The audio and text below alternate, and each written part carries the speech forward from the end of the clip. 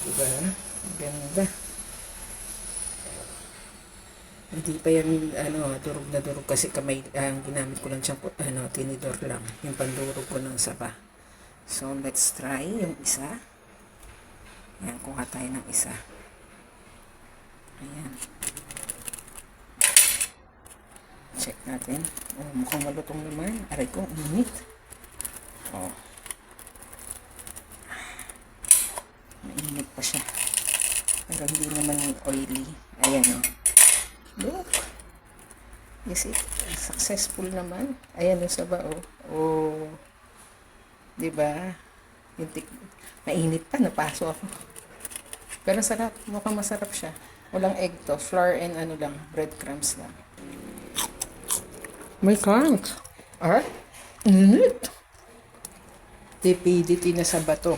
Ang dami na nagawa. Kita nyo yung saba, ha? Luto yung flour. Papatikin ko na sa kanila mother. Iman time na. Ayan. Oh, malutong, di ba, ma?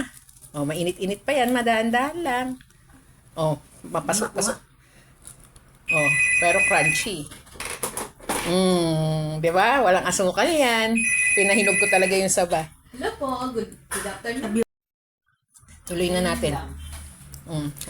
Sasakit naman ngipin mo. Kanina, yung pusit, nakain mo. Ito, masarap to. Yun, oh. Masarap. Magkano sa butas eh. Pero crunchy. O yung itlog yun. Talagang yung harina lang at saka yung lang ang nakabuo niyan. Parang